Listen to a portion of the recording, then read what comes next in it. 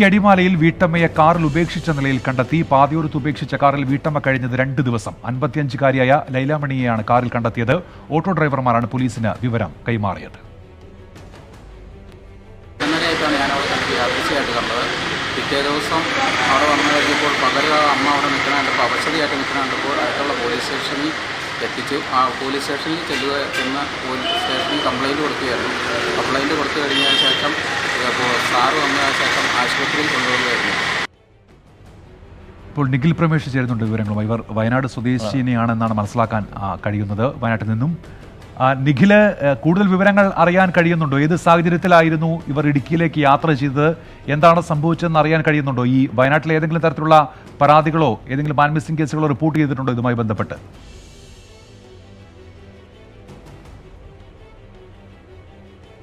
ഉന്മേഷ്, ഈ വാർത്ത വന്നതിന് തൊട്ടു പിന്നാലെ തന്നെ മാനന്തവാടിയിലെ പോലീസ് സ്റ്റേഷനിൽ നമ്മൾ വിവരങ്ങൾ അന്വേഷിച്ചിരുന്നു. തലപ്പുഴ പോലീസ് സ്റ്റേഷന് കീഴിലാണ് ഇവർ താമസിക്കുന്ന പ്രദേശം വരുന്നത്. അത് വാളാടിനടുത്ത് വെൺമണി എന്ന പ്രദേശത്തായിരുന്നു. ഇവർക്ക് ചില കടബാധ്യതകളും മറ്റും ഉണ്ടായിരുന്നു. ഇതിന്റെ ഭാഗമായി ഇവർ താമസിച്ചിരുന്ന വീട് വിൽക്കുകയും തുടർന്നൊരു വാടക വീട്ടിലായിരുന്നു ഇവർ കഴിഞ്ഞ കുറച്ച് നാളുകളായി താമസിച്ചുകൊണ്ടിരുന്നത്. ചായപ്പൊടി കച്ചവടമായിരുന്നു ഇവർ നടത്തിപ്പോന്നിരുന്നത്. കഴിഞ്ഞ 2 ദിവസത്തിന് മുൻപ് വരെ ഈ രണ്ടുപേരെയും, മാത്യു എന്നാണ് ഇപ്പോൾ നമ്മുടെ വാർത്തയിൽ ഉൾപ്പെടെ അദ്ദേഹത്തിന്റെ പേര് പറയുന്നത്, പക്ഷേ ശരി ഇദ്ദേഹത്തിന്റെ യഥാർത്ഥ പേര് VM ജോസഫ് എന്നാണ്. മത്തായി, മാത്യു എന്നൊക്കെ ഇദ്ദേഹത്തിന് വീട്ടിൽ വിളിപ്പേരുണ്ട്. ഇവരെ രണ്ടുപേരെയും, ഈ മാത്യുവിനെയും ലൈലാമണിയെയും കഴിഞ്ഞ 2 ദിവസത്തിന് മുൻപ് വരെ ഈ പ്രദേശത്ത്, വെൺമണി പ്രദേശത്തെ ആളുകൾ കണ്ടിരുന്നു. ഒരു വാടക വീട്ടിൽ ഒരു സ്വകാര്യ ജീവിതം നയിച്ചിരുന്നു. അതായത് അധികം ആളുകളുമായി വലിയ അടുപ്പം ഉണ്ടായിരുന്ന ഒരു കുടുംബമായിരുന്നില്ല. അങ്ങനെ ഒരു ജീവിതം നയിച്ചിരുന്ന ആളുകളാണ്. എന്നാൽ ഇവരെ കണ്ടിരുന്ന ആളുകൾ ഉണ്ടായിരുന്നു 2 ദിവസം മുൻപ് വരെ. എന്നാൽ കഴിഞ്ഞ 2 ദിവസമായി നാട്ടിൽ ആരും തന്നെ കണ്ടിരുന്നില്ല. നമുക്ക് ലഭിക്കുന്ന വിവരങ്ങൾ പ്രകാരം ഈ വാഹനത്തിൽ നിന്ന് ലഭിച്ച വിവരത്തിന്റെ അടിസ്ഥാനത്തിൽ പോലീസ് നൽകിയ വിവരങ്ങൾ പ്രകാരം ഇവരുടെ ഭർത്താവ് മാത്യുവിന്റെ ഫോണിൽ പോലീസ് ബന്ധപ്പെട്ടിരുന്നു. അദ്ദേഹത്തെ ഫോണിൽ ഒരു തവണ കണക്ട് ആയെങ്കിലും, അതായത് അടിമാലി പോലീസ് നൽകിയ വിവരങ്ങളുടെ പശ്ചാത്തലത്തിൽ ഇവരുടെ ഭർത്താവിനെ ഫോണിൽ ബന്ധപ്പെട്ടു. അദ്ദേഹം കോൾ എടുത്തു. എന്നാൽ സംസാരിക്കാനായില്ല. ആ സമയത്ത് തന്നെ കോൾ കട്ട് ചെയ്യുകയാണ്. അതിന്റെ കൂടുതൽ വിവരങ്ങൾ കൂടി അറിയേണ്ടതുണ്ട്. ഷനൂബ് മിറാസ് സാഹിബ് കൂടി ചേരുന്നുണ്ട് ഇപ്പോൾ ഇടുക്കിയിൽ നിന്ന്. ഷനൂബ്, പോലീസ് ഇതിനോടകം തന്നെ ഇവരിൽ നിന്ന് വിവരങ്ങൾ ശേഖരിച്ചിട്ടുണ്ടാകുമല്ലോ. എന്താണ് പോലീസ് നൽകുന്ന വിവരം? ഉന്മേഷ്, 2 ദിവസം കാറിൽ കഴിഞ്ഞ ശേഷം ഓട്ടോ ഡ്രൈവർമാരുടെ നിർദ്ദേശപ്രകാരമാണ് പോലീസ് സംഭവ സ്ഥലത്ത് ചേരുകയും കാറിൽ വീട്ടമ്മയെ ഉപേക്ഷിച്ച നിലയിൽ കണ്ടെത്തുകയും ചെയ്തത്. നിഖിൽ സൂചിപ്പിച്ച പോലെ വയനാട് സ്വദേശി ആണ് വീട്ടമ്മ. അതുപോലെ തന്നെ ഭർത്താവ് മാത്യൂസ് തിരുവനന്തപുരം സ്വദേശിയാണെന്ന് മനസ്സിലാക്കുന്നു. പ്രധാനമായും ഭർത്താവ് വീട്ടമ്മയോട് പറഞ്ഞതായി വീട്ടമ്മ നൽകിയ മൊഴി ഇപ്രകാരമാണ്: താനൊന്ന് മൂത്രമൊഴിച്ച് തിരിച്ചു വരാം, കാറിൽ കാത്തിരിക്കണം എന്ന് പറഞ്ഞ് ഭർത്താവ് പോയതിനു ശേഷം ഭർത്താവ് പിന്നീട് തിരിച്ചു വന്നില്ല. 2 ദിവസത്തോളം താൻ കാറിൽ കാത്തിരിക്കുകയായിരുന്നു എന്നാണ് വീട്ടമ്മ നൽകിയ മൊഴി. പക്ഷേ സ്വാഭാവികമായും ഇപ്പോൾ പോലീസിന്റെ അന്വേഷണം നീളുന്നത് ഈ ഭർത്താവിന് എന്തു സംഭവിച്ചു എന്ന കാര്യത്തിലാണ്. പ്രധാനമായും ഭർത്താവിന്റെ നമ്പർ എന്ന് കരുതുന്ന നമ്പർ, അതായത് വീട്ടമ്മയെ ഉപേക്ഷിച്ചു പോയ കാറിൽ എഴുതി വെച്ചിരുന്ന നമ്പറിൽ പോലീസ് കോൺടാക്ട് ചെയ്യും, പോലീസ് ബന്ധപ്പെടാൻ ശ്രമിച്ചിരുന്നു. പക്ഷേ ഈ ബന്ധപ്പെടുന്ന സമയത്ത് ഒരു തവണ ഫോണിൽ ബന്ധപ്പെടാൻ സാധിക്കുകയും കോൾ അറ്റൻഡ് ചെയ്യുകയും ചെയ്തിരുന്നു. പക്ഷേ അതിനുശേഷം പിന്നീട് ഫോണ് സ്വിച്ച് ഓഫ് ആവുകയും പിന്നീട് സ്വിച്ച് ഓൺ ആവാത്ത സാഹചര്യമുണ്ട്. ഇത് കൊല്ലം റേഞ്ചിൽ വരുന്ന കൊല്ലം ജില്ലയിലെ പ്രദേശങ്ങളിൽ നിന്നാണ് ഫോൺ സ്വിച്ച് ഓൺ ആയത് എന്നാണ് പോലീസിന് ഇപ്പോൾ ലഭിക്കുന്ന വിവരം. അതുകൊണ്ട് തന്നെ കൊല്ലം ജില്ലയുമായി ബന്ധപ്പെട്ട് അന്വേഷണം പുരോഗമിക്കുന്നുണ്ട്. പ്രധാനമായും പോലീസിന് മുമ്പിലുള്ള 2 സംശയങ്ങൾ ഇപ്രകാരമാണ്: ഭർത്താവ് എന്തുകൊണ്ട് ഈ വീട്ടമ്മയെ ഉപേക്ഷിച്ചു പോയി എന്ന ഒരു സംശയം നിലനിൽക്കുന്നു. 2, ഭർത്താവ് ഏതെങ്കിലും ദുരൂഹ സാഹചര്യത്തിൽ ഇപ്പോൾ ഉണ്ടോ എന്ന ഒരു സംശയം ഉൾപ്പെടെ നിലനിൽക്കുന്നുണ്ട്. അല്ലെങ്കിൽ മറ്റെന്തെങ്കിലും ഫോൺ എടുത്തു എന്ന് പറയുന്നത് ഈ മാത്യു ആണെന്നുള്ള കാര്യത്തിൽ പോലീസിന് വ്യക്തതയൊന്നുമില്ലല്ലോ. ആരോ ഫോൺ എടുത്തു, അതിനുശേഷം ഫോൺ സ്വിച്ച് ഓഫ് ആവുകയായിരുന്നു. അങ്ങനെയാണോ മനസ്സിലാക്കേണ്ടത്? ഉന്മേഷ് അങ്ങനെ തന്നെ കരുതേണ്ടി വരും. കാരണം വീട്ടമ്മയെ ഉപേക്ഷിച്ച് പോയ കാറിൽ നിന്ന് ലഭിച്ച അഡ്രസ്സ് പ്രകാരം മാത്രമാണ് വീട്ടമ്മയുടെ ഭർത്താവാണ് മാത്യൂസ് എന്ന് തിരിച്ചറിഞ്ഞിട്ടുള്ളത്. അതിലുപരി മാത്യുവിന് ബന്ധപ്പെടാനുള്ള ഒരു നമ്പർ വീട്ടമ്മ കൊടുത്തിട്ടില്ല. സ്വാഭാവികമായും പ്രായാധിക്യം കൊണ്ട് തന്നെ വീട്ടമ്മയ്ക്ക് കുറേ കാര്യങ്ങൾ പോലീസിനോട് പങ്കുവെക്കുന്നതിൽ ബുദ്ധിമുട്ടുണ്ട്. അതുപോലെ തന്നെ ശാരീരികമായി ഏറെ ക്ഷീണത്തിലുമാണ്. അതുകൊണ്ട് തന്നെ ഉപേക്ഷിച്ചു പോയ കാറിൽ നിന്ന് ലഭിച്ച നമ്പർ, ആ ലഭിച്ച നമ്പർ മാത്യൂസിൻ്റെതാണ് എന്ന് ധരിച്ചുകൊണ്ടാണ് ആ നമ്പറിലേക്ക്. ഇവരെന്തിനാണ് ഇടുക്കിയിലേക്ക് വന്നത് എന്നത് സംബന്ധിച്ച് എന്തെങ്കിലും വിവരമുണ്ടോ? ഇവരുടെ ആരെങ്കിലും ബന്ധുക്കൾ മറ്റോ ഇടുക്കിയിലുണ്ടോ? ഇവർ വയനാട്ടിൽ നിന്നാണല്ലോ ഇവിടേക്ക് എത്തിയിരിക്കുന്നത്. ഹർഷൻ, സ്വന്തം മകൻ ഇടുക്കിയിലെ ഇരിട്ടയാർ പ്രദേശത്തുണ്ട് എന്നാണ് വീട്ടമ്മ ആദ്യം പോലീസിന് നൽകിയ മൊഴി. മകനെ കാണാനായാണ് അവിടേക്ക് എത്തിച്ചേർന്നത്. അത് പിന്നീട് തിരിച്ചു വരുന്ന വഴിയാണ് തങ്ങൾ അടിമാലിയിലെത്തുകയും അവിടെ വെച്ച് ഭർത്താവ് അപ്രത്യക്ഷനാവുകയും ചെയ്തത് എന്നാണ് ഇപ്പോൾ മനസ്സിലാക്കുന്ന വിവരം. ഹർഷൻ, ഏതായാലും ദുരൂഹതകൾ ഇപ്പോഴും ബാക്കി നിൽക്കുന്നുണ്ടല്ലേ? തീർച്ചയായും എന്താണ് സംഭവിച്ചത് എന്നറിയില്ല. മാത്രമല്ല അവിടെ ഇങ്ങനെ 2 ദിവസം കാറിൽ കഴിയേണ്ടി വരുന്നു, ഇങ്ങനെ ഒരു ഭാഗികമായി ശരീരം തളർന്ന ഒരാൾ എന്നുള്ളത് സങ്കടകരമാണ്. പക്ഷേ വിവരം കൃത്യമായി പുറത്തേക്ക് ഇറങ്ങി അറിയിക്കാൻ കഴിയാതെ പോയതും ഇവിടെ ഈ ശാരീരിക ബുദ്ധിമുട്ടുകൊണ്ടായിരിക്കാം. അങ്ങനെയാണ് മനസ്സിലാക്കേണ്ടത് ഈ ഘട്ടത്തിൽ. നമ്മൾ അടുത്ത വാർത്തയിലേക്ക് പോകുന്നു. കൊല്ലത്തു നിന്നുള്ള വാർത്തയിലേക്കാണ്. വൃദ്ധയായ ഭർത്തൃമാതാവിനെ സാമ്പത്തിക ശേഷിയുള്ള മരുമകൾ വീട്ടിൽ നിന്ന് പുറത്താക്കിയ സംഭവത്തിൽ ഒടുവിൽ നീതി. 24 വാർത്തയെ തുടർന്ന് വനിതാ കമ്മീഷൻ ഇടപെട്ടതോടെയാണ് പരവൂരിലെ സുലോചനാമ്മയ്ക്ക് നീതി ലഭിച്ചത്. മകളും മസ്കറ്റിലെ ബർക്കിൽ ബിസിനസ് ചെയ്യുന്ന മകനും ചേർന്ന് അമ്മയെ സംരക്ഷിക്കണമെന്ന സ്ഥലത്തെത്തിയ വനിതാ കമ്മീഷൻ അംഗം ഷാഹിദ കമാൽ ഉത്തരവിട്ടു. സുലോചനാമ്മ ഇനി മകളുടെ വീട്ടിൽ താമസിക്കും. ദിവസങ്ങൾക്ക് മുൻപാണ് സുലോചനയമ്മ ഈ വീടിന് വെളിയിലാവുന്നത്. അസുഖത്തെ തുടർന്ന് സഹോദരിയുടെ വീട്ടിൽ 2 ദിവസം താമസിക്കാൻ പോയി തിരികെ എത്തിയപ്പോഴാണ് 10 വർഷമായി ഒറ്റയ്ക്ക് താമസിച്ചിരുന്ന വീടിന്റെ ഗേറ്റ് പൂട്ടിയ നിലയിൽ കണ്ടത്. പൂട്ടിയതാകട്ടെ മരുമകളും. താക്കോൽ തിരികെ ചോദിച്ചിട്ടും നൽകാൻ തയ്യാറായില്ല. 10 വർഷം കൊണ്ട് ഞാൻ ഇവിടെ താമസിക്കുന്നതാണ് മോനെ. 10 വർഷം കൊണ്ട് 1 2 അല്ല 10 വർഷം കൊണ്ടാണ് ഞാൻ ഇവിടെ കിടക്കുന്നത്. അവർ എന്നെ ഞാൻ പോയ നേരത്തിന് ഗേറ്റ് പൂട്ടിട്ട്. 24 വാർത്തയെ തുടർന്ന് നാട്ടുകാരും പോലീസും എത്തി. മരുമകളുടെ വീട്ടിലെത്തിയ പോലീസ് സംഘം താക്കോൽ ആവശ്യപ്പെട്ടെങ്കിലും ധിക്കാരപൂർവ്വമായിരുന്നു മറുപടി. താക്കോൽ നൽകാൻ മരുമകൾ തയ്യാറായില്ല. ഒടുവിൽ വനിതാ കമ്മീഷൻ അംഗം ഷാഹിദ കമാൽ നേരിട്ടെത്തി പ്രശ്നപരിഹാരം. അമ്മയുടെ സംരക്ഷണം മകളും മകനും ചേർന്ന് ഏറ്റെടുക്കാൻ ഉത്തരവ്. അമ്മയ്ക്ക് പരിപൂർണ സംരക്ഷണം, സുരക്ഷിതത്വം, അമ്മയ്ക്ക് ആവശ്യമായ സമ്പത്ത്, ഇത്തരം കാര്യങ്ങളൊക്കെ കൈകാര്യം ചെയ്യേണ്ടത് മക്കളുടെ ഉത്തരവാദിത്വമാണ്. ആ ഉത്തരവാദിത്വം നിർവഹിക്കപ്പെടാൻ മക്കൾ ബാധ്യസ്ഥരാണ്. അത് നിർവഹിക്കപ്പെടുന്നതിനും അത് കമ്മീഷൻ അതിന് വേണ്ടുന്ന എല്ലാ നടപടികളും സ്വീകരിക്കും. ഒടുവിൽ സന്തോഷത്തോടെ അമ്മ മകളുടെ വീട്ടിലേക്ക്. ചാരിതാർത്ഥ്യത്തോടെ ഞങ്ങളും മടങ്ങി. ക്യാമറാമാൻ രാജ്കിരണിനൊപ്പം സലീം മാലിക്, 24 കൊല്ലം. സംസ്ഥാന സർക്കാരും ഗവർണറും തമ്മിലുള്ള പോര് മുറുകുന്നു. പൗരത്വ നിയമ ഭേദഗതിക്കെതിരെ താനറിയാതെ സുപ്രീം കോടതിയെ സമീപിച്ച നടപടിയിൽ സർക്കാരിൽ നിന്ന് റിപ്പോർട്ട് തേടുമെന്ന് ഗവർണർ വ്യക്തമാക്കി. റൂൾസ് ഓഫ് ബിസിനസിന്റെ ആമുഖം വായിച്ചുകൊണ്ടായിരുന്നു മുഖ്യമന്ത്രിക്കുള്ള ഗവർണറുടെ മറുപടി. റൂൾസ് ഓഫ് ബിസിനസ് വായിച്ചും ചട്ടലംഘനം ചൂണ്ടിക്കാട്ടിയുമാണ് സർക്കാരിനെതിരെ ഗവർണർ ആരിഫ് മുഹമ്മദ് ഖാൻ രൂക്ഷ വിമർശനവുമായി രംഗത്തെത്തിയത്. പൗരത്വ നിയമ ഭേദഗതിക്കെതിരെ അനുമതിയില്ലാതെ സുപ്രീം കോടതിയെ സമീപിച്ച സർക്കാരിനോട് വിശദീകരണം തേടുമെന്ന് ഗവർണർ വ്യക്തമാക്കി. Wherever I see there is any violation, wherever I see that they are departing from the rule, from the provisions of the constitution, there is no way I shall not ask for a report. ചട്ടലംഘനത്തിൽ മറുപടി പറയേണ്ട ബാധ്യത മുഖ്യമന്ത്രിയുടേത് മാത്രമാണെന്നും governor.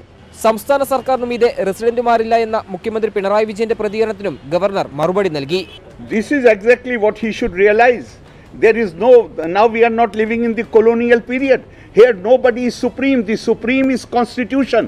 I started with this only. Be you ever so high, law is above you. This is exactly what he is saying should reflect in his actions. കൂടാതെ തദ്ദേശ സ്ഥാപനങ്ങളിലെ ward വിഭജന ordinance സംബന്ധിച്ച് തനിക്കുള്ള സംശയങ്ങൾ നീങ്ങുന്നതുവരെ ഒപ്പുവെക്കില്ല എന്ന് ഗവർണർ വ്യക്തമാക്കി. 24 ഡൽഹി. മുഖ്യമന്ത്രിക്കും സർക്കാരിനുമെതിരെ രൂക്ഷ വിമർശനവുമായി പ്രതിപക്ഷ നേതാവ് രമേശ് ചെന്നിത്തല. പൊതുവേദികളിൽ RSSനും ദേശീയ പൗരത്വ പട്ടികയ്ക്കുമെതിരെ സംസാരിക്കുന്ന മുഖ്യമന്ത്രി രഹസ്യമായി NPR നടപ്പിലാക്കാനുള്ള ഔദ്യോഗിക നടപടികൾ നടത്തുന്നതായും ചെന്നിത്തല ആരോപിച്ചു. വാർഡ് വിഭജനത്തിനുള്ള സർക്കാർ ഓർഡിനൻസ് നിയമവിരുദ്ധമാണെന്നും തദ്ദേശ തെരഞ്ഞെടുപ്പിൽ പഴയ വോട്ടർ പട്ടിക ഉപയോഗിക്കാനുള്ള നീക്കത്തിനെതിരെ കോടതിയെ സമീപിക്കുമെന്നും രമേശ് ചെന്നിത്തല വ്യക്തമാക്കി. ദേശീയ പൗരത്വ പട്ടികയുടെയും ദേശീയ ജനസംഖ്യാ രജിസ്റ്ററിന്റെയും കാര്യത്തിൽ മുഖ്യമന്ത്രി പിണറായി വിജയൻ നിരന്തരം കള്ളം പറയുകയാണെന്ന് പ്രതിപക്ഷ നേതാവ് രമേശ് ചെന്നിത്തല. പൊതുവേദികളിൽ RSSനെതിരെ സംസാരിക്കുന്ന മുഖ്യമന്ത്രി രഹസ്യമായി നരേന്ദ്രമോദിക്കും അമിത്ഷായ്ക്കും മുന്നിൽ നല്ല പിള്ള ചമയാൻ ശ്രമിക്കുകയാണെന്നും ചെന്നിത്തല ആരോപിച്ചു. പൗരത്വ നിയമത്തിന്റെ കാര്യത്തിൽ വസ്തുതകൾ മറച്ചുവെച്ചുള്ള വാചക കസർത്താണ് മുഖ്യമന്ത്രി നടത്തുന്നതെന്നും ചെന്നിത്തല. NPR നടപ്പാക്കാൻ വേണ്ടിയിട്ടുള്ള നടപടികളുമായി സെൻസസിനോടൊപ്പം മുന്നോട്ട് പോകുന്നു എന്നുള്ള 12/11/2019 ഉത്തരവ് ഗവൺമെൻറ് ഇതുവരെ റദ്ദാക്കിയിട്ടില്ല. എന്തുകൊണ്ട് ഈ ഉത്തരവ് ഇതുവരെ റദ്ദാക്കിയിട്ടില്ല? വസ്തുത ഇതായിരിക്കെ അതെല്ലാം മറച്ചു പിടിച്ചുകൊണ്ട് മുഖ്യമന്ത്രി നടത്തിക്കൊണ്ടിരിക്കുന്ന ഈ വാചക കസർത്തുകൾ ആരെ സഹായിക്കാനാണ് എന്ന് വ്യക്തമാക്കണം. തദ്ദേശ തെരഞ്ഞെടുപ്പിൽ പഴയ വോട്ടർ പട്ടിക ഉപയോഗിക്കാനുള്ള നീക്കത്തിനെതിരെ കോടതിയെ സമീപിക്കുമെന്നും ചെന്നിത്തല വ്യക്തമാക്കി. CPM-ന് സൗകര്യപ്രദമായ നിലയിലാണ് വാർഡുകൾ വിഭജിക്കാൻ ശ്രമിക്കുന്നതെന്നും ചെന്നിത്തല 5 വർഷങ്ങൾക്ക് മുമ്പ് നടത്തിയ ഒരു തെരഞ്ഞെടുപ്പിൻ്റെ വോട്ടർ പട്ടികയിൽ വെച്ച് തെരഞ്ഞെടുപ്പ് നടത്താൻ പോയാൽ 40 ലക്ഷത്തോളം ആളുകൾ പുതുതായി ചേരണം. ഞങ്ങൾ ഏതായാലും വോട്ടർ രജിസ്ട്രേഷൻ്റെ കാര്യത്തിൽ ഇന്ന് കോടതിയിൽ ഞങ്ങൾ കേസ് നൽകുകയാണ്. തികച്ചും രാഷ്ട്രീയ പ്രേരിതമായി നടത്തുന്ന ഒരു വാർഡ് വിഭജനമാണ്. മാർക്സിസ്റ്റ് പാർട്ടിക്ക് സൗകര്യപ്രദമായ നിലയിൽ വാർഡ് വിഭജിക്കാനുള്ള ഒരു നടപടിയാണിത്. പൗരത്വ നിയമം സംബന്ധിച്ച് ഗവർണർ സ്വീകരിക്കുന്നത് പദവിക്ക് നിരക്കാത്ത സമീപനമാണെന്നും ചെന്നിത്തല കുറ്റപ്പെടുത്തി. 24 തിരുവനന്തപുരം.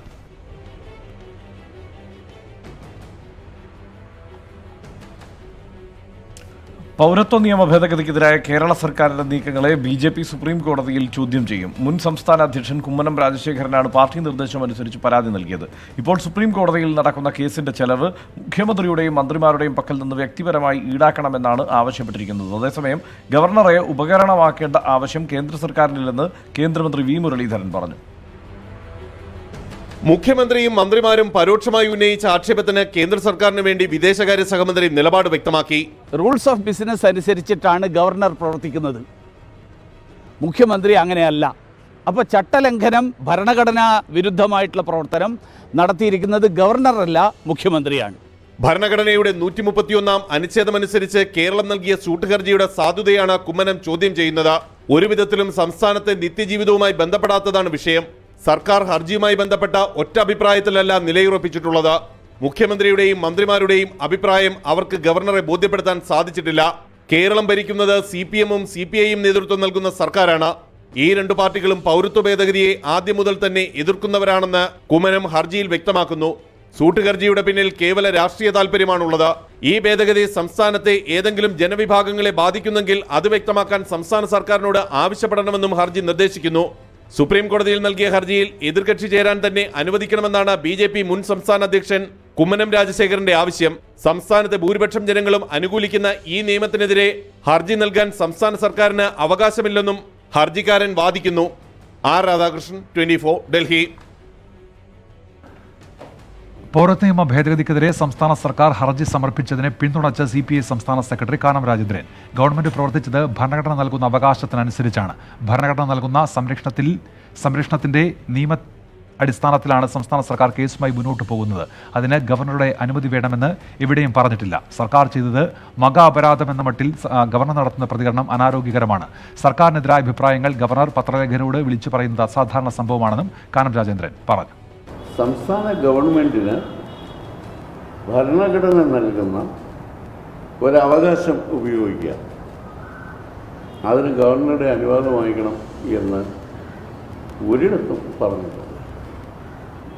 ഗവൺമെൻറ്റും ഗവർണറും തമ്മിൽ പല കാര്യങ്ങളിൽ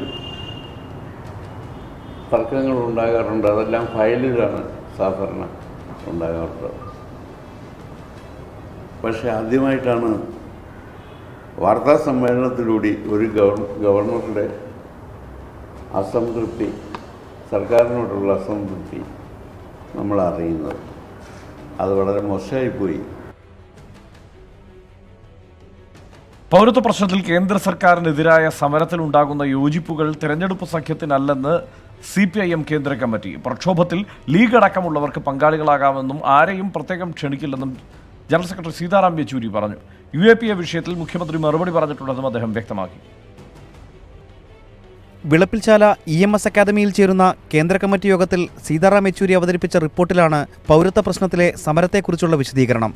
സമരത്തിൽ കേന്ദ്ര നിലപാടിൽ വിയോജിപ്പുള്ള എല്ലാവരും യോജിക്കണം. എന്നാൽ മുസ്ലിം ലീഗോ തൃണമൂൽ കോൺഗ്രസോ അടക്കം ആരെയും പ്രത്യേകമായി ക്ഷണിക്കില്ല. മുന്നണിക്ക് വേണ്ടിയല്ല പാർട്ടികൾ ഒരുമിക്കുന്നത്. കേരളത്തിൽ ലീഗ് UDFന്റെ ഭാഗമാണ്. കോൺഗ്രസ് സംയുക്ത സമരത്തിന് തയ്യാറാകാത്തത് എന്തുകൊണ്ടാണെന്ന് അവരാണ് പറയേണ്ടത്.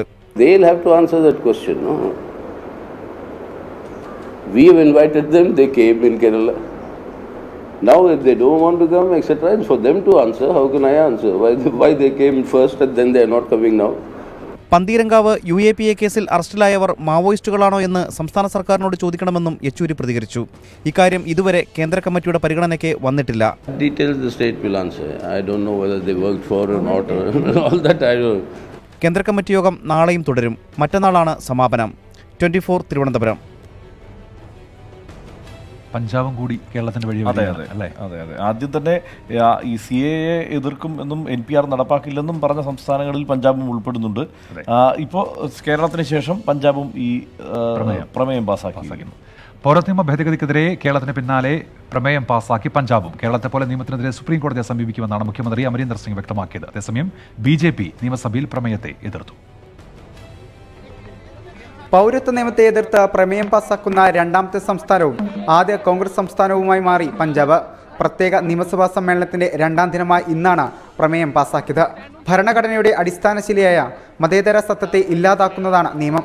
മതത്തിന്റെ അടിസ്ഥാനത്തിൽ പൗരത്വം നൽകുന്ന വിവേചനം സൃഷ്ടിക്കുന്ന ഭേദഗതി പിൻവലിക്കാൻ കേന്ദ്ര സർക്കാർ തയ്യാറാകണമെന്ന് പ്രമേയത്തിലൂടെ ആവശ്യപ്പെട്ടു. ദേശീയ ജനസംഖ്യാ രജിസ്റ്റർ പൗരത്വ രജിസ്റ്ററിനുള്ള മുന്നോടിയാണെന്ന ആശങ്ക ഉള്ളതിനാൽ NPR നടപടികൾ നിർത്തിവെക്കണമെന്നും നിയമസഭ ആവശ്യപ്പെട്ടു. നിയമത്തിനെതിരെ സുപ്രീം കോടതിയെ സമീപിക്കുമെന്ന് മുഖ്യമന്ത്രി അമരീന്ദർ സിംഗ് വ്യക്തമാക്കി. We are the party, the Vidhan Sabha has rejected this resolution, and what we are going to do is we have asked the government to make whatever changes are necessary to make it acceptable to everybody. പ്രമേയത്തെ BJP സഭയിൽ എതിർത്തു. കോൺഗ്രസ് ഭരിക്കുന്ന മറ്റു സംസ്ഥാനങ്ങളും ഇതോടെ പ്രമേയം പാസാക്കാൻ നിർബന്ധിതർ ആയിരിക്കുകയാണ്. 24 ഡൽഹി. ഇപ്പോൾ ഈ പൗരത്വ നിയമ ഭേദഗതിക്കെതിരെ ഉള്ള പ്രതിഷേധങ്ങൾ അത് വീണ്ടും ശക്തി പ്രാപിക്കുന്നു എന്ന് വേണം കരുതാൻ. പലതരത്തിൽ, അതായത് നേരത്തെ ആദ്യഘട്ടത്തിൽ വിദ്യാർത്ഥികളുടെ ഒരു പുറത്തോട്ടുള്ള വരവായിരുന്നു എങ്കിൽ ഇപ്പോൾ സർക്കാരുകൾ, സംസ്ഥാന സർക്കാരുകൾ, രാഷ്ട്രീയ നേതൃത്വം ഒക്കെ മറ്റൊരു തരത്തിൽ അവരുടെ റോൾ നിർവഹിച്ചു തുടങ്ങിയിരിക്കുന്നു.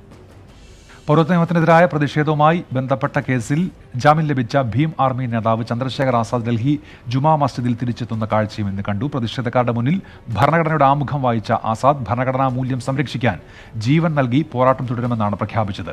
അതേസമയം പ്രതിഷേധങ്ങളിൽ പങ്കെടുക്കരുത് എന്ന കോടതി ഉത്തരവ് ആസാദ് ലംഘിച്ചിട്ടില്ലെന്ന് പോലീസ് വ്യക്തമാക്കി. ഡിസംബർ 21 ഡൽഹി ജുമാ മസ്ജിദിന് മുൻവശത്ത് പൗരത്വ നിയമത്തിനെതിരായ പ്രതിഷേധത്തിനിടെയാണ് ഭീം ആർമി നേതാവ് ചന്ദ്രശേഖർ ആസാദ് അറസ്റ്റിലാകുന്നത്. 25 ദിവസം ജയിലിൽ കഴിഞ്ഞ ശേഷം ഇന്നലെ രാത്രി ആസാദ് ജയിൽ മോചിതനായി. ഇന്നുച്ചയ്ക്ക് 1 മണിയോടെ ആസാദ് വീണ്ടും ജുമാ മസ്ജിദിൽ തിരിച്ചെത്തി. അല്പനേരം പ്രതിഷേധക്കാരോടൊപ്പം ഇരുന്ന അദ്ദേഹം ഭരണഘടനയുടെ ആമുഖം വായിച്ചു. ജീവൻ നൽകി ഭരണഘടനാ മൂല്യവും രാജ്യത്തിന്റെ ഐക്യവും നിലനിർത്താൻ പോരാട്ടം തുടരും. मुल्क में अमन भाईचारा कायम रखिए. ये राजनेताओं का चंद लोगों का देश नहीं है, ये हम सब लोगों का देश है. വാൽമീകി മന്ദിർ, കർബല ദർഗ എന്നിവിടങ്ങളിലും ചന്ദ്രശേഖർ ആസാദ് സന്ദർശനം നടത്തി. പ്രതിഷേധത്തിൽ പങ്കെടുക്കരുതെന്ന ജാമ്യവ്യവസ്ഥ ലംഘിച്ചിട്ടില്ലെന്നും 24 മണിക്കൂർ സമയം ഡൽഹിയിൽ തുടരാൻ കോടതി അനുമതിയുണ്ടെന്നും പോലീസ് അറിയിച്ചു. ജാമ്യവ്യവസ്ഥകൾ ലഘൂകരിക്കാൻ കോടതിയെ സമീപിക്കാനാണ് ആസാദിന്റെ തീരുമാനം. ക്യാമറ പേഴ്സൺ പ്രവീൺ ധർമ്മശാലക്കൊപ്പം വൈശാസ്ത്രിധരൻ, 24 ഡൽഹി.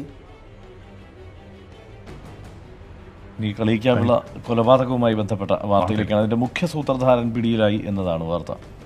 മുഖ്യ സൂത്രധാരനും അല്ലുമ തലവനുമായ മെഹബൂബ് പാഷയാണ് ഇന്ന് പിടിയിലായത്. ബംഗളൂരു പോലീസാണ് മെഹബൂബ് പാഷയും കൂട്ടാളികളെയും പിടികൂടിയത്. 17 അംഗ സംഘമാണ് ASIയുടെ കൊലപാതകത്തിന് ആസൂത്രണം നടത്തിയതെന്നാണ് നേരത്തെ പോലീസ് സ്ഥിരീകരിച്ചിരുന്നത്. പിടിയിലായവരെ പ്രത്യേക NIA കോടതി 10 ദിവസത്തെ കസ്റ്റഡിയിൽ വിട്ടു.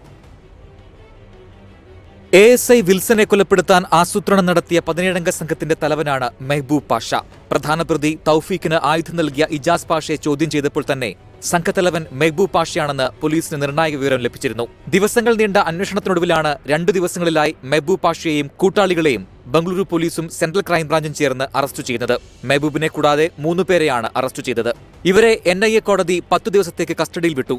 മെഹബൂബ് പാഷ വർഷങ്ങളായി അല്ലുമ പ്രവർത്തകനാണ്. പിടിയിലായവരിൽ നിന്നും ആയുധക്കടത്തുമായി ബന്ധപ്പെട്ട് നിർണായക വിവരങ്ങൾ സെൻട്രൽ ക്രൈംബ്രാഞ്ചിന് ലഭിച്ചു. IS ബന്ധമുള്ളത് മെഹബൂബ് പാഷയ്ക്കാണെന്ന സംശയം പോലീസിനുണ്ട്. അല്ലുമയ്ക്ക് മുൻപ് മെഹബൂബ് പ്രവർത്തിച്ചിരുന്നത് ISലാണെന്നാണ് സൂചന. ആയുധക്കടത്തുമായി ബന്ധപ്പെട്ട് ഇജാസ് പാഷയെ നിയന്ത്രിച്ചത് മെഹബൂബാണെന്ന് പോലീസ് സ്ഥിരീകരിക്കുന്നു. മെഹബൂബിന്റെ യാത്രാ വിവരങ്ങൾ സെൻട്രൽ ക്രൈംബ്രാഞ്ച് പരിശോധിച്ചു വരികയാണ്. അതേസമയം കേസിലെ മുഖ്യപ്രതികളായ അബ്ദുൾ സമീമിനും തൗഫീഖിനുമെതിരെ UAPA ചുമത്തി. പ്രതികൾക്ക് കേരളത്തിൽ നിന്ന് സഹായം ലഭിച്ചതായി അന്വേഷണ സംഘം സ്ഥിരീകരിച്ചു. 24 തിരുവനന്തപുരം.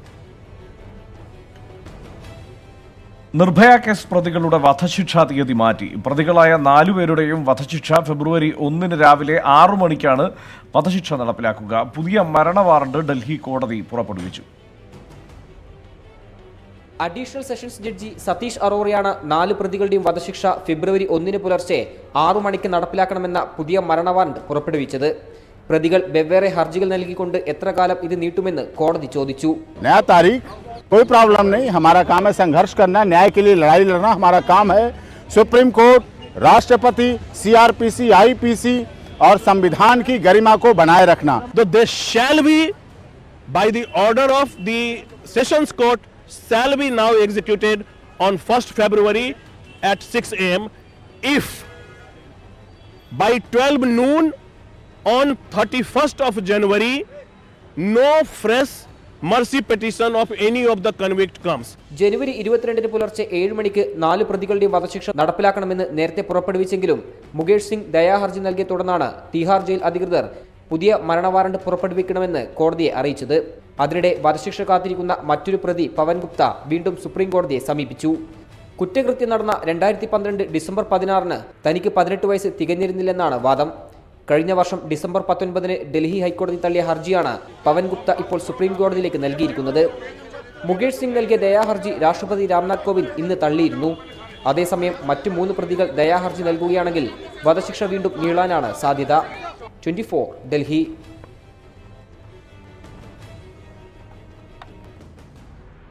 നിർഭയ കേസിലെ വധശിക്ഷ നടപ്പാക്കൽ വൈകുന്നതിന് ഉത്തരവാദി ആം ആദ്മി സർക്കാരാണെന്ന് സ്മൃതി ഇറാനി. ഡൽഹി സർക്കാരിന്റെ മെല്ലെപ്പോക്കാണ് ശിക്ഷാ നടപടികൾ വൈകാൻ കാരണമെന്ന് സ്മൃതി ഇറാനി കുറ്റപ്പെടുത്തി. निर्भया के बलात्कारियों को मौत की सजा मिले इस न्याय का इंतजार कर रही थी। दूसरी ओर प्रदेश की आम आदमी पार्टी की सरकार पीड़ित मां को न्याय से वंचित रख रही थी. അതൊരു രാഷ്ട്രീയ വിഷയമായി കൂടി മാറിയിരിക്കുകയാണ് ഇപ്പോൾ. തെരഞ്ഞെടുപ്പ് വരാൻ പോവുകയാണ്. അതെ അതെ, ഡൽഹി തെരഞ്ഞെടുപ്പ് വരികയാണ്. വീണ്ടും ന്യൂസ് ട്രാക്ക് 117 തുടരുന്നു. ശബരിമല കേസ് സുപ്രീം കോടതിയുടെ വിശാല ബെഞ്ച് അടുത്ത മാസം 3 വാദം ആരംഭിക്കും. 22 ദിവസം മാത്രമായിരിക്കും കേസിൽ വാദം കേൾക്കുക. സുപ്രീം കോടതി സെക്രട്ടറി ജനറൽ വിളിച്ച അഭിഭാഷകരുടെ യോഗത്തിലാണ് ഇതു സംബന്ധിച്ച തീരുമാനമായത്. ശബരിമല യുവതീ പ്രവേശനത്തിൽ ചീഫ് ജസ്റ്റിസ് അധ്യക്ഷനായ 9-അംഗ ബെഞ്ചിന് മുൻപേയുള്ള ചോദ്യങ്ങൾ ക്രമപ്പെടുത്താനും വാദങ്ങൾ തീരുമാനിക്കാനുമായിരുന്നു അഭിഭാഷകരുടെ യോഗം. സുപ്രീം കോടതി സെക്രട്ടറി ജനറൽ വിളിച്ചു ചേർത്ത യോഗത്തിൽ മുതിർന്ന അഭിഭാഷകരായ മനു അഭിഷേക് സിംഗ്വി, ഇന്ദിരാ ജയ്സിംഗ്, രാജീവ് ധവാൻ, അശോക് ഭൂഷൺ എന്നിവരടക്കമുള്ളവർ പങ്കെടുത്തു. ആകെ 22 ദിവസത്തെ വാദം കേസിൽ നടത്താൻ യോഗം തീരുമാനിച്ചു. 2 വിഭാഗത്തിനും 10 വീതം ദിവസങ്ങളാണ് അനുവദിക്കുക. ഓരോ ദിവസം മറുപടി വാദത്തിനായും ഇരുവിഭാഗങ്ങൾക്കും ലഭിക്കും. തുല്യതയ്ക്കും മതാനുഷ്ഠാനത്തിനുമുള്ള അവകാശം സംബന്ധിച്ച 7 ചോദ്യങ്ങളാണ് വിശാല ബെഞ്ചിന് മുന്നിൽ നിലവിലുള്ളത്. ചോദ്യങ്ങൾ ക്രമപ്പെടുത്തുന്നതും ഉപചോദ്യങ്ങൾ സംബന്ധിച്ചുമുള്ള ചർച്ചയും യോഗത്തിലുണ്ടായി. ഇക്കാര്യത്തിലെ അന്തിമധാരണ ബെഞ്ചിന്റെ കൂടി അഭിപ്രായത്തിന്റെ അടിസ്ഥാനത്തിൽ രൂപീകരിക്കും. ഫെബ്രുവരി 3 വിശാല ബെഞ്ച് വീണ്ടും ചേരുന്നത്. ഫെബ്രുവരി 2 വാരം മുതൽ കേസിൽ അന്തിമവാദം ആരംഭിക്കും. Chief justice S A Bobde അധ്യക്ഷനായ വിശാല ബെഞ്ചിൽ ജസ്റ്റിസ് ആർ ഭാനുമതി, ജസ്റ്റിസുമാരായ അശോക് ഭൂഷൺ, എൽ നാഗേശ്വര റാവു, മോഹനം ശാന്തനഗൌഡർ, അബ്ദുൽ നസീർ, സുഭാഷ് റെഡ്ഡി, BR ഗവായി, സൂര്യകാന്ത് എന്നിവരാണ് മറ്റംഗങ്ങൾ. ആർ രാധാകൃഷ്ണൻ, 24 ഡൽഹി. നടി ആക്രമിക്കപ്പെട്ട കേസിൽ ആരംഭിച്ച വിചാരണ നടപടികൾ സ്റ്റേ ചെയ്യില്ലെന്ന് സുപ്രീം കോടതി. കേസിലെ പ്രതിപട്ടികയിൽ നിന്ന് തന്നെ ഒഴിവാക്കണമെന്ന ദിലീപിന്റെ ആവശ്യം ഫോറൻസിക് റിപ്പോർട്ട് വന്നതിന് ശേഷം മാത്രമേ പരിശോധിക്കാൻ കഴിയൂ എന്നും കോടതി വ്യക്തമാക്കി. അതേസമയം ഫോറൻസിക് റിപ്പോർട്ട് വരുന്നതുവരെ ദിലീപിന്റെ ക്രോസ് വിസ്താരം നടത്തരുത് എന്നും വിചാരണ കോടതിയോട് സുപ്രീം കോടതി ആവശ്യപ്പെട്ടു. ദിലീപ് നൽകിയ 2 ഹർജികളാണ് സുപ്രീം കോടതി പരിഗണിച്ചത്. ആദ്യത്തെ ഹർജിയിൽ വിചാരണ ഫോറൻസിക് റിപ്പോർട്ട് വരുന്നതുവരെ തടയണമെന്നായിരുന്നു ആവശ്യം. ഫോറൻസിക് റിപ്പോർട്ട് ലഭിക്കുന്നതിന് മുമ്പ് വിചാരണ നടത്തുന്നത് സുപ്രീം കോടതി ഉത്തരവിന്റെയും പ്രതി എന്ന നിലയിലുള്ള അവകാശങ്ങളുടെയും ലംഘനമാകുമെന്ന് ദിലീപ് വാദിച്ചു. മുതിർന്ന അഭിഭാഷകൻ മുഗൾ റോത്തക്കിയാണ് ദിലീപിനെ പ്രതിനിധീകരിച്ചത്. ഫോറൻസിക് റിപ്പോർട്ട് ദിലീപിന്റെ ക്രോസ് വിസ്താരം നടത്തുന്ന സമയത്താണ് വേണ്ടതെന്ന് കോടതി നിരീക്ഷിച്ചു. ഇതിന് വിചാരണ തടസ്സപ്പെടുത്തേണ്ട ആവശ്യമില്ല. മറ്റു പ്രതികളുടെ ക്രോസ് വിസ്താരവും നടത്താം. റിപ്പോർട്ട് സമയബന്ധിതമായി സമർപ്പിക്കാനും ചണ്ഡീഗഡിലെ ഫോറൻസിക് ലാബിനോട് കോടതി ആവശ്യപ്പെട്ടു. വിടുതൽ ഹർജി തള്ളിയ ഹൈക്കോടതി വിധിക്കെതിരെ ദിലീപ് നൽകിയ ഹർജി സെൻട്രൽ ഫോറൻസിക് ലാബ് റിപ്പോർട്ട് ലഭിച്ചതിന് ശേഷം പരിഗണിക്കാനായി സുപ്രീം കോടതി മാറ്റി. ആർ രാധാകൃഷ്ണൻ, 24 ഡൽഹി. കൂടത്തായി കൊലപാതക പരമ്പരയിൽ 2ാമത്തെ കുറ്റപത്രം സമർപ്പിച്ചു. ജോളിയുടെ 2ാം ഭർത്താവ് ഷാജുവിന്റെ ഭാര്യ സിലിയെ കൊലപ്പെടുത്തിയ കേസിലാണ് കുറ്റപത്രം സമർപ്പിച്ചത്. ഷാജുവിന് വിവാഹം കഴിക്കുകയായിരുന്നു കൊലപാതക ലക്ഷ്യമെന്ന് കുറ്റപത്രത്തിൽ പറയുന്നു. സിലിയുടെ ഭർത്താവും ജോളിയുടെ 2ാം ഭർത്താവുമായ ഷാജുവിനും പിതാവ് സക്കറിയാസിനും കൊലപാതകത്തിൽ പങ്കില്ലെന്നാണ് അന്വേഷണ സംഘത്തിന്റെ കണ്ടെത്തൽ. സിലിയുടെ സഹോദരൻ സിജോ, ഭർത്താവ് ഷാജു എന്നിവർ ഉൾപ്പെടെ 165 സാക്ഷികളാണ് കേസിലുള്ളത്. എന്നാൽ ഭർത്താവ് ഷാജു, പിതാവ് സക്കറിയാസ് എന്നിവർക്ക് കേസിൽ പങ്കില്ല. ഇരുവരുടെയും രഹസ്യമൊഴിയും രേഖപ്പെടുത്തിയിട്ടുണ്ട്. ഷാജുവുമായുള്ള വിവാഹത്തിന് മുൻപേ ബോധപൂർവം ചടങ്ങുകളിൽ പങ്കെടുത്ത് ജോളി ഭാര്യയായി അഭിനയിച്ചെന്നും കണ്ടെത്തി. താമരശ്ശേരിയിലെ ദന്താശുപത്രിയിൽ വെച്ച് മരുന്നിലും വെള്ളത്തിലും സയനൈഡ് കലർത്തി നൽകി. തുടർന്ന് മരണമുറപ്പിക്കാൻ 12 കിലോമീറ്റർ ചുറ്റി ഓമശ്ശേരിയിലെ ആശുപത്രിയിലെത്തിച്ചു. ഇതിന് 6 മാസം മുൻപ് കഷായത്തിൽ സയനൈഡ് കലക്കി നൽകിയെങ്കിലും ശ്രമം പരാജയപ്പെട്ടു. കഴിച്ചത് വിഷമാണെന്നുള്ള സംശയം അന്ന് ചികിത്സിച്ച ഡോക്ടർ കുറിച്ചു വെച്ചിരുന്നു. ഈ മൊഴി കേസിൽ നിർണായകമാകും. ജനതാ ഹോസ്പിറ്റലിൽ ചെന്ന സമയത്ത് അവിടുത്തെ ഡോക്ടർ പല ടെസ്റ്റുകളും ചെയ്തു. അവസാനം സ്റ്റൊമക്ക് വാഷ് വരെ ചെയ്ത് സിലിയെ അടുത്ത് മറ്റു ഹോസ്പിറ്റലിലേക്ക് അയച്ച സമയം അദ്ദേഹം ഒരു കുറിപ്പ് അതിനകത്ത് എഴുതിയിട്ടുണ്ട്. റെഫർ ചെയ്യാൻ നേരത്ത് സസ്പെക്ട് പോയിസണിങ് എന്ന് എഴുതിയിട്ടുണ്ട്. ജോളിക്ക് പുറമെ സയനൈഡ് നൽകിയ MS മാത്യു, K പ്രജികുമാർ എന്നിവർ പ്രതികളാണ്. സിലിയുടെ 30 പവനോളം സ്വർണം അറസ്റ്റിന് തൊട്ടു മുൻപ് ജോളി സുഹൃത്തായ BSNL ജീവനക്കാരനായ ജോൺസന് നൽകിയിരുന്നു. ഈ സ്വർണം കോടതിയിൽ ഹാജരാക്കി. കൂടത്തായി കേസുകളിൽ പ്രത്യേക പ്രോസിക്യൂട്ടറായി NK ഉണ്ണികൃഷ്ണനെ സർക്കാർ നിയമിച്ചു. സിലി കൊലപാതകത്തിൽ 90 ദിവസത്തിന് ഒരു ദിവസം മാത്രം ബാക്കി നിൽക്കുമ്പോഴാണ് കുറ്റപത്രം സമർപ്പിച്ചത്. അടുത്തത് ഷാജുവിന്റെ മകൾ ആൽഫയുടെ കുറ്റപത്രമാണ് സമർപ്പിക്കുക. അത് ഈ മാസം അവസാനത്തോടെ സമർപ്പിക്കും. ക്യാമറമാൻ VS രാഹുലിനൊപ്പം ഷഹദ് റഹ്മാൻ, 24 കോഴിക്കോട്.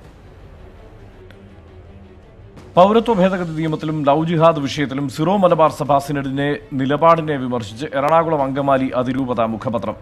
പൗരത്വ ഭേദഗതി സംബന്ധിച്ച് സിറോ മലബാർ സഭ മേജർ ആർച്ച് ബിഷപ്പ് കർദിനാൾ ജോർജ് ആലഞ്ചേരിയുടെ നിലപാട് വിശ്വാസികളിൽ ആശങ്കയുളവാക്കുന്നുവെന്ന് സത്യദീപം കുറ്റപ്പെടുത്തുന്നു. അതേസമയം ലവ് ജിഹാദിനെതിരെ സഭ നൽകിയ പരാതിയിൽ ന്യൂനപക്ഷ കമ്മീഷൻ DGPയോട് വിശദീകരണം തേടി. ഈ മാസം 22-ന് പുറത്തിറങ്ങുന്ന സത്യദീപം പ്രസിദ്ധീകരണത്തിലാണ് ലവ് ജിഹാദ്, പൗരത്വ ഭേദഗതി നിയമം എന്നിവ സംബന്ധിച്ചുള്ള സഭയുടെ നിലപാടിനെ രൂക്ഷമായി വിമർശിക്കുന്നത്. ഇന്ത്യയുടെ ജനാധിപത്യ വ്യവസ്ഥിതിയെയും ബഹുസ്വരതയെയും പ്രതികൂലമായി ബാധിക്കുന്ന പൗരത്വ നിയമ ഭേദഗതി വിഷയത്തിൽ കത്തോലിക്ക സഭയുടെ നിലപാട് വ്യക്തമായിരുന്നുവെന്ന് ലേഖനത്തിൽ ചോദിക്കുന്നു.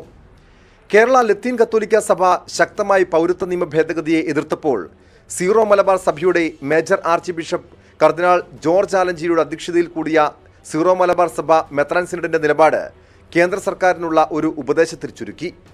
ഇതേക്കുറിച്ച് സഭയ്ക്ക് ഏകാഭിപ്രായമോ കൃത്യമായ നിലപാടോ ഇല്ലെന്ന് ലേഖനം കുറ്റപ്പെടുത്തുന്നു. സഭയ്ക്ക് കേരളത്തിൽ എന്താണ് സംഭവിച്ചുകൊണ്ടിരിക്കുന്നതെന്ന് വിശ്വാസികൾക്ക് ആശങ്കയുണ്ട്. ലവ് ജിഹാദ് വിഷയത്തിലെ സിനഡ് പരാമർശത്തിലും സത്യദീപം വിമർശനം ഉന്നയിച്ചു.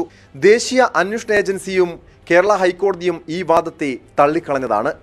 എന്നാൽ സഭയുടെ ഇപ്പോഴത്തെ നിലപാട് മതസൗഹാർദ്ദം തകർക്കുമെന്നും ലേഖനം ചൂണ്ടിക്കാട്ടുന്നു.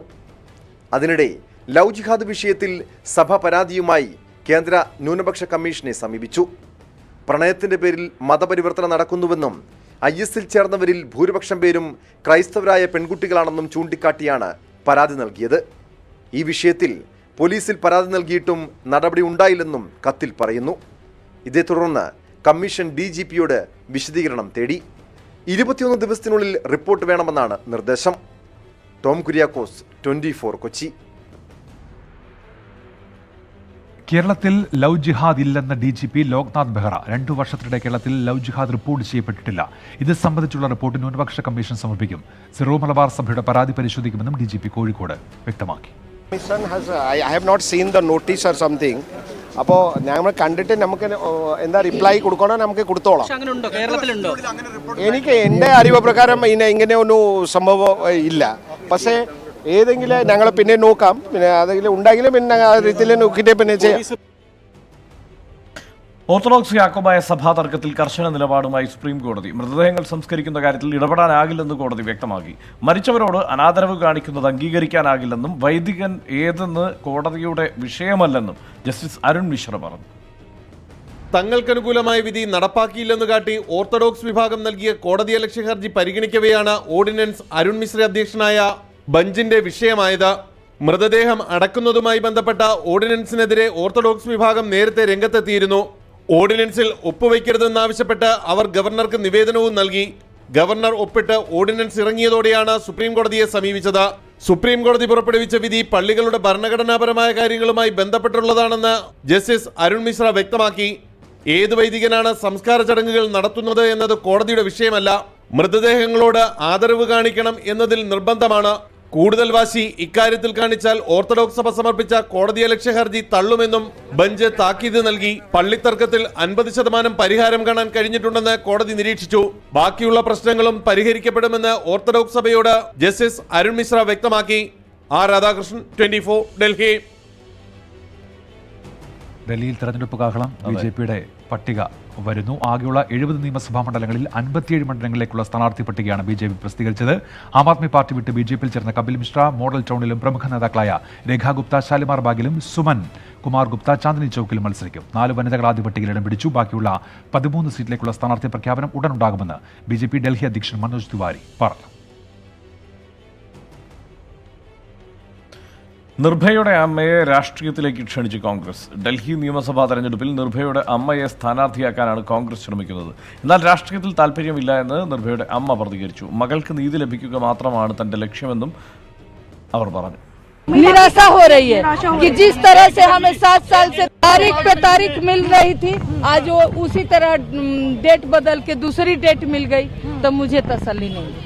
बिल्कुल निराशा हो रही है, कोर्ट से भी, सरकार से भी, अपने पूरे सिस्टम से ही. KPCC പുനഃസംഘടന എവിടെ എത്തി എന്നത് ചോദ്യമാണല്ലേ. അതാണ് എല്ലാ പുനഃസംഘടനയ്ക്ക് മുമ്പും കൃത്യമായി അതാത് കാലത്തിരിക്കുന്ന KPCC പ്രസിഡന്റുമാർ പറയാറുള്ളത് ഇത്തവണ ഒരു ജംബോ പട്ടികയായിരിക്കില്ല എന്നതാണ്. അതെ, KPCC ഭാരവാഹി പട്ടികയിൽ അന്തിമ തീരുമാനമായില്ല എന്നാണ് അറിയാൻ കഴിയുന്നത്. ജംബോ പട്ടികയിൽ നിന്ന് എണ്ണം കുറയ്ക്കാനാണ് ഹൈക്കമാൻഡിന്റെ കർശന നിർദ്ദേശം. പട്ടികയിലെ പേരുവിവരങ്ങൾ മാധ്യമങ്ങൾ അറിഞ്ഞതിൽ KPCC അധ്യക്ഷൻ മുല്ലപ്പള്ളി രാമചന്ദ്രൻ അതൃപ്തിയും അറിയിച്ചു. നിലവിലെ ജംബോ പട്ടികയിൽ 5 വർക്കിംഗ് പ്രസിഡന്റുമാർ, 10 വൈസ് പ്രസിഡന്റുമാർ, 30 ജനറൽ സെക്രട്ടറിമാർ, 50 സെക്രട്ടറിമാരുമാണ് ഉള്ളത്. എന്നാൽ ഇത് കൂടുതലാണെന്നും പൂർണ്ണമായും അംഗീകരിക്കാനാവില്ലെന്നുമാണ് ഹൈക്കമാൻഡിന്റെ നിലപാട്. അതിനാൽ എണ്ണം കുറക്കണമെന്ന് ഹൈക്കമാൻഡ് കർശന നിർദ്ദേശം നൽകി. KPCC അധ്യക്ഷൻ മുല്ലപ്പള്ളി രാമചന്ദ്രൻ കേരളത്തിന്റെ ചുമതലയുള്ള AICC ജനറൽ സെക്രട്ടറി മുകുൾ വാസ്നിക്കുമായും സംഘടനാകാര്യ ചുമതലയുള്ള AICC ജനറൽ സെക്രട്ടറി KC വേണുഗോപാലുമായും ഇന്നും ചർച്ച നടത്തി. ജംബോ പട്ടികയിലെ പേരുവിവരങ്ങൾ മാധ്യമങ്ങൾക്ക് ലഭിച്ചതിൽ മുല്ലപ്പള്ളിക്ക് കടുത്ത അതൃപ്തിയുണ്ട്. ഒരു പദവി മാനദണ്ഡം തള്ളിയതിലും മുല്ലപ്പള്ളി രാമചന്ദ്രൻ അതൃപ്തി ഹൈക്കമാൻഡിനെ അറിയിച്ചിട്ടുണ്ട്. യൂത്ത് കോൺഗ്രസ് പ്രതിനിധിയായി CR മഹേഷിനെ ഉൾപ്പെടുത്തിയതിൽ പ്രവർത്തകർ സോണിയാഗാന്ധിയെ നേരിൽ കണ്ട് അതൃപ്തി അറിയിച്ചിട്ടുണ്ട്. യൂത്ത് കോൺഗ്രസിന്റെ പ്രതിനിധിയായി മഹേഷിനെ അംഗീകരിക്കാൻ കഴിയില്ലെന്നും ജംബോ പട്ടികയായ സ്ഥിതിക്ക് അർഹിക്കുന്ന പ്രാതിനിധ്യം വേണമെന്നുമാണ് യൂത്ത് കോൺഗ്രസ് നേതാക്കളുടെ നിലപാട്. നേരത്തെ യൂത്ത് കോൺഗ്രസ് 17 പേരുടെ പട്ടികയാണ് പുനഃസംഘടനയിലേക്ക് പരിഗണിക്കാനായി നൽകിയിരുന്നത്.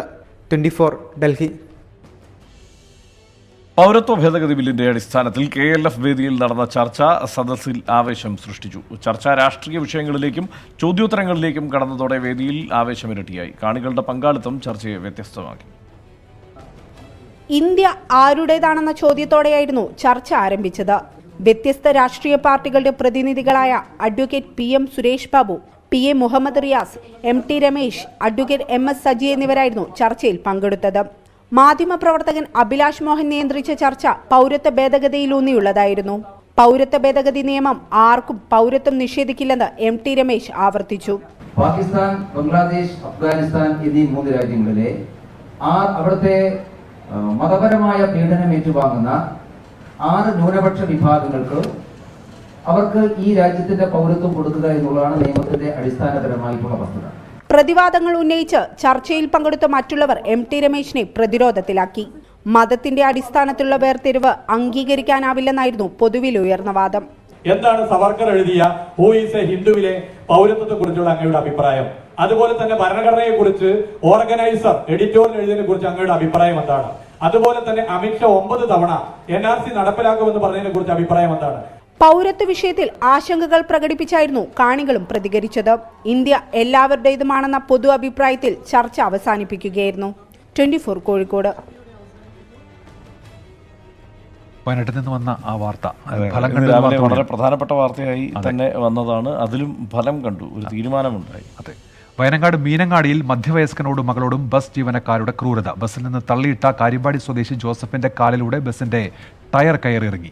അടിയന്തര ശസ്ത്രക്രിയ നിർദ്ദേശിച്ച രോഗിയെ തിരിഞ്ഞു നോക്കാതെ ബസ് ഉടമകൾ മുങ്ങി. സംഭവത്തിൽ ബസ് ജീവനക്കാരുടെ ലൈസൻസ് RTO റദ്ദാക്കി മീനങ്ങാടി പോലീസ് കേസെടുക്കുകയും ചെയ്തിട്ടുണ്ട്. 24 വാർത്തയെ തുടർന്നായിരുന്നു നടപടികൾ. ഇന്നലെ വൈകിട്ട് 3:30 സംഭവം. നീതുവിന്റെ വിവാഹാവശ്യത്തിനായി പിതാവ് ജോസഫിനൊപ്പം ബത്തേരിയിൽ പോയി വരവെയാണ് ബസ് ജീവനക്കാരുടെ ക്രൂരതയ്ക്കിരയായത്. സ്റ്റോപ്പിൽ ഇറങ്ങുന്നതിന് മുൻപേ ബസ് മുന്നോട്ടെടുത്തതിനെ തുടർന്ന് നീതു റോഡിൽ വീഴുകയും ഇത് ചോദ്യം ചെയ്യാൻ ബസ്സിലേക്ക് കയറിയ ജോസഫിനെ കണ്ടക്ടർ കൈക്ക് പിടിച്ച് പുറത്തേക്ക് തള്ളുകയുമായിരുന്നു. റോഡിൽ വീണ ജോസഫിന്റെ കാലിലൂടെ ബസിന്റെ പിൻചക്രം കയറിയിറങ്ങി. പപ്പ കയറാൻ ചെല്ലുമ്പോഴേക്കും ഒരു വേഗം ഫാസ്റ്റിൽ വിടാൻ നോക്കി. അപ്പോൾ പപ്പ ഫ്രണ്ട് ഡോർ വഴി കയറിയപ്പം കമ്പിയെ പിടിച്ചിട്ടുണ്ടായിരുന്നു. അപ്പോൾ പപ്പയുടെ കൈ തട്ടി മാറ്റി. തട്ടിയപ്പോൾ ബാക്കിലോട്ട് വീണിട്ട് ബസ്സിൻ്റെ ബാക്കിലെ ടയർ കാലേ കൂടെ കയറി. നാട്ടുകാർ ആശുപത്രിയിൽ എത്തിച്ച ജോസഫിന് തുടർ ചികിത്സ നൽകാൻ ബസ് ജീവനക്കാർ തയ്യാറായില്ലെന്നും ലാഘവത്തോടെ ആശുപത്രിയിൽ നിന്ന് മടങ്ങുകയാണ് ഉണ്ടായതെന്നും മകൾ നീതു പറഞ്ഞു. എന്നാൽ ബസ് ജീവനക്കാരുടെ ഭാഗത്ത് തെറ്റുണ്ടായിട്ടില്ലെന്ന് ബസ് ഉടമയും താൻ ജോസഫിനെ തള്ളിയിട്ടിട്ടില്ലെന്ന് കണ്ടക്ടറും 24-നോട് പറഞ്ഞു. നാട്ടുകാർ ഒച്ചയുണ്ടാക്കി വണ്ടി നിർത്താൻ പറഞ്ഞപ്പോഴാണ് ഞാൻ അറിയുന്നത് സംഭവം. ഇപ്പോൾ കണ്ടക്ടർ ബാക്ക് ഡോറിലല്ല ഉണ്ടായിരുന്നത്, ബാക്ക് ഡോറിൽ കൂടെയാണ് ഈ അച്ഛൻ ഇറങ്ങിയത്. ഒരിക്കലും ആ അദ്ദേഹത്തെ ഞങ്ങൾ തള്ളിയിടുകയോ ഒന്നും ചെയ്തിട്ടില്ല. സംഭവത്തിൽ മീനങ്ങാടി പോലീസ് കേസെടുത്ത് അന്വേഷണം ആരംഭിച്ചു. ബസ് പോലീസ് കസ്റ്റഡിയിലാണ്. ഡ്രൈവറുടെയും കണ്ടക്ടറുടെയും ലൈസൻസ് റദ്ദാക്കിയതായി RTOയും അറിയിച്ചു. വിഷയത്തിൽ വകുപ്പ് തല അന്വേഷണം നടത്തുമെന്ന് ഗതാഗത മന്ത്രി AK ശശീന്ദ്രനും വ്യക്തമാക്കി. ഡിപ്പാർട്ട്മെന്റിനോട് അന്വേഷിച്ചിട്ട് നിയമപരമായി സ്വീകരിക്കാവുന്ന എല്ലാ നടപടികളും എടുക്കണമെന്ന് നിർദ്ദേശിച്ചിട്ടുണ്ട്. തുടയെല്ലുകൾ തകർന്ന ജോസഫിന്റെ കാലിന് 3 പൊട്ടലുകളുമുണ്ട്. കാലിന്റെ ചിരട്ട തകർന്ന നിലയിലുമാണ്. വിദഗ്ധ ചികിത്സയ്ക്കായി ജോസഫിനെ മേപ്പാടിയിലെ സ്വകാര്യ മെഡിക്കൽ കോളേജിലേക്ക് കൊണ്ടുപോയി. നിഖിൽ പ്രമേഷ്, 24, വയനാട്. കോട്ടയം CMS കോളേജിൽ സംഘർഷം. SFI പ്രവർത്തകർ ക്യാമ്പസിൽ അക്രമം നടത്തിയെന്ന് ആരോപിച്ച് ഒരു വിഭാഗം വിദ്യാർത്ഥികൾ പ്രതിഷേധിച്ചതാണ് സംഘർഷത്തിൽ കലാശിച്ചത്. വിദ്യാർത്ഥികളെ പിരിച്ചുവിടാൻ പോലീസ് ലാത്തിവീശി.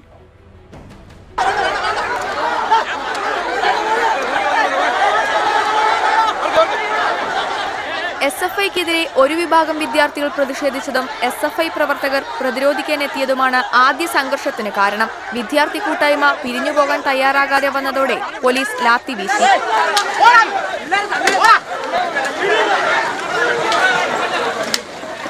കഞ്ചാവ് മാഫിയക്കെതിരെ നിലപാടെടുത്തതിലാണ് പ്രതിഷേധമെന്ന് SFI ആരോപിച്ചു.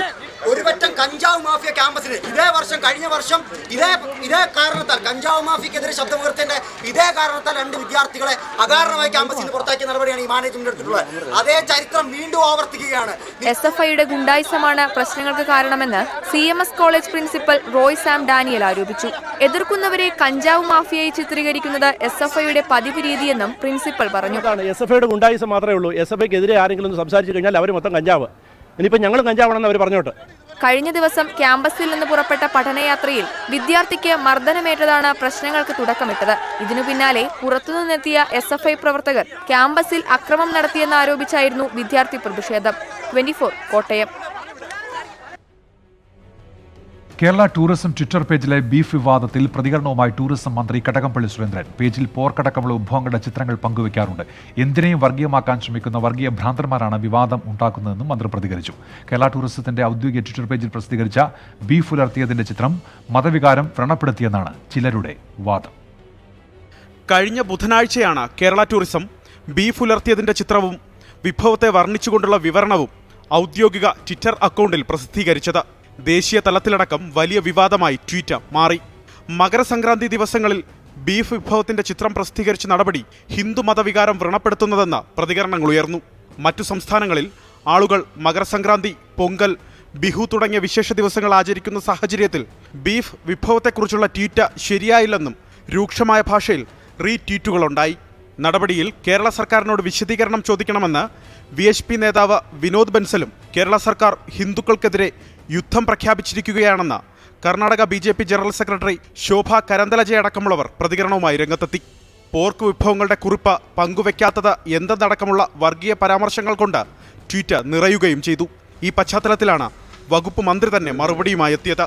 എന്തിനേയും വർഗീയമാക്കാൻ ശ്രമിക്കുന്ന വർഗീയ ഭ്രാന്തന്മാരാണ് ദൗർഭാഗ്യത്തിൽ ഇത്തരം വിഷയങ്ങളിൽ ദുഷ്പ്രചരണം നടത്താൻ വേണ്ടിയിട്ട് പരിശ്രമിക്കുന്നത്. കേരള ടൂറിസത്തിന്റെ മാർക്കറ്റിംഗ് സംവിധാനം വളരെ മികച്ചതാണ്. ബീഫ് എന്നാൽ പശുവിറച്ചി മാത്രമെന്ന് തെറ്റിദ്ധരിപ്പിക്കുന്നത് ഗൂഢലക്ഷ്യത്തോടെയെന്നും മന്ത്രി വിശദീകരിച്ചു. അതേസമയം ബീഫ് ട്വീറ്റിനെ അനുകൂലിച്ച് മലയാളികളടക്കമുള്ള വലിയ വിഭാഗവും സോഷ്യൽ മീഡിയയിൽ കളം നിറഞ്ഞിട്ടുണ്ട്. 24 തിരുവനന്തപുരം. തോട്ടം മേഖലയിലെ പ്രതിസന്ധികൾ പരിഹരിക്കാൻ പ്ലാന്റേഷൻ നയം രൂപീകരിക്കാൻ ഒരുങ്ങി കേരള സർക്കാർ. തോട്ടം തൊഴിലാളികൾക്ക് മെച്ചപ്പെട്ട വേതനവും ജീവിത സൗകര്യങ്ങളും ഉറപ്പുവരുത്തൽ, ഉൽപാദനക്ഷമത വർദ്ധിപ്പിക്കൽ തുടങ്ങിയവയ്ക്ക് പ്ലാന്റേഷൻ നയം ഊന്നൽ നൽകും.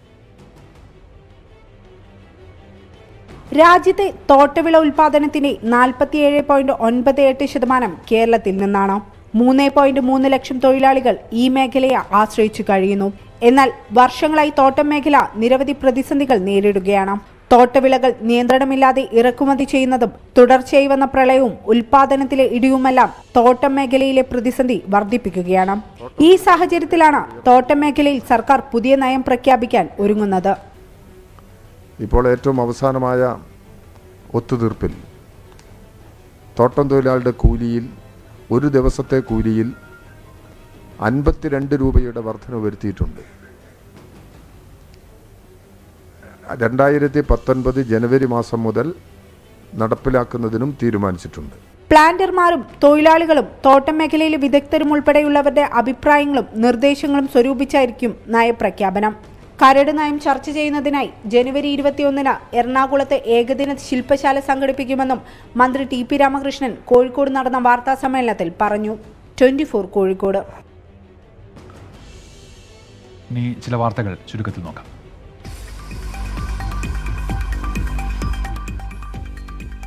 പൗരത്വ വിഷയത്തിലും വാർഡ് വിഭജനത്തിലും ഗവർണറുടെ ഇടപെടൽ ജനാധിപത്യ ഇടത്തിൽ നടക്കാൻ പാടില്ലാത്തതാണെന്ന് P K Kunhalikutty M P. Governor രാഷ്ട്രീയ വക്താവിനെ പോലെ ഇടപെടുന്നുവെന്നും പി കെ കുഞ്ഞാലിക്കുട്ടി.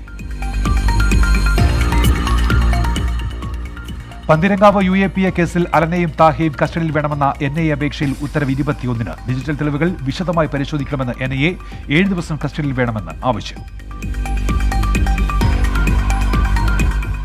ട്രഷറി നിയന്ത്രണത്തിൽ ഇളവ് വരുത്തി ധനവകുപ്പ്. 5 ലക്ഷം വരെയുള്ള ബില്ലുകൾ മാറാൻ ട്രഷറികൾക്ക് നിർദ്ദേശം. 700 കോടി രൂപ അനുവദിച്ചു. എറണാകുളം വെട്ടിത്തറ മിഖായൽ പള്ളിയിൽ സുപ്രീം കോടതി വിധി നടപ്പിലാക്കി. ഓർത്തഡോക്സ് വിശ്വാസികൾ പള്ളിയിൽ പ്രവേശിച്ച് കുർബാന നടത്തി. കണ്ണൂർ കതിരൂരിൽ പോലീസ് പിക്കറ്റ് പോസ്റ്റിന് നേരെ ബോംബെറിഞ്ഞയാളെ തിരിച്ചറിഞ്ഞെന്ന് പോലീസ്. ബോംബെറിഞ്ഞത് RSS പ്രവർത്തകൻ പ്രതീഷ്. 78ാമത് റൗണ്ട് നാഷണൽ സാമ്പിൾ സർവേയുടെ വിവരശേഖരണത്തിന് തുടക്കം. 2020 ജനുവരി 1 ആരംഭിച്ച സർവേ ഡിസംബർ 31 വരെ തുടരും.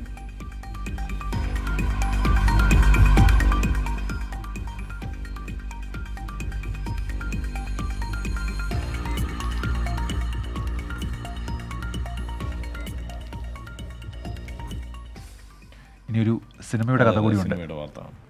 ആഫ്രിക്കൻ രാജ്യമായ ജിബൂട്ടിയുടെ കഥ പറയാൻ ഒരുങ്ങിയ ഒരു മലയാള സിനിമ. ഫ്ലവേഴ്സ് ടിവിയിലെ ജനപ്രിയ പരമ്പരയായ ഉപ്പുമുളകിന്റെ സംവിധായകനായ SJ സിനുവാണ് ജിബൂട്ടി എന്ന ചിത്രം സംവിധാനം ചെയ്യുന്നത്. ചിത്രത്തിന്റെ പൂജയ്ക്ക് 4 ആഫ്രിക്കൻ മന്ത്രിമാർ കൊച്ചിയിലെത്തി. സിനിമയുടെ ചിത്രീകരണം ഈ മാസം അവസാനത്തോടെ ആരംഭിക്കും. ഫ്ലവേഴ്സ് TV പരമ്പരയായ ഉപ്പുമുളകിന്റെ സംവിധായകനായിരുന്ന SJ സിനു സംവിധാനം ചെയ്യുന്ന സിനിമയാണ് ജിബൂട്ടി.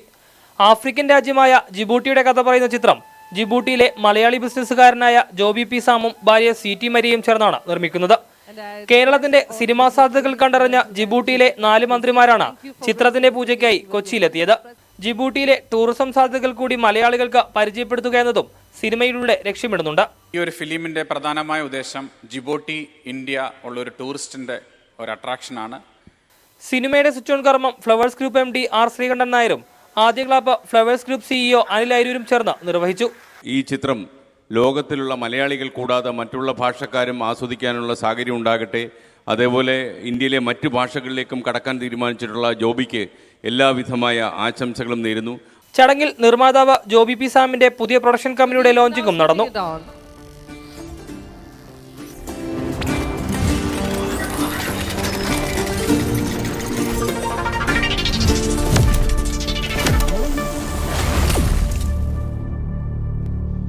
ജിബൂട്ടിയിൽ നിന്ന് കേരളത്തിലെത്തിയ മന്ത്രിമാർക്ക് flowers group MD R Sreekandan Nair ഉപഹാരം നൽകി ആദരിച്ചു. ചിത്രത്തിലെ അഭിനേതാക്കളായ അമിത് ചക്കാലക്കൽ, ദിലീഷ് പോത്തൻ, അലൻസിയർ, ഷഗിൻ ജുസ്വാൾ തുടങ്ങി നിരവധി പേർ ചടങ്ങിൽ പങ്കെടുത്തു. 24 കൊച്ചി.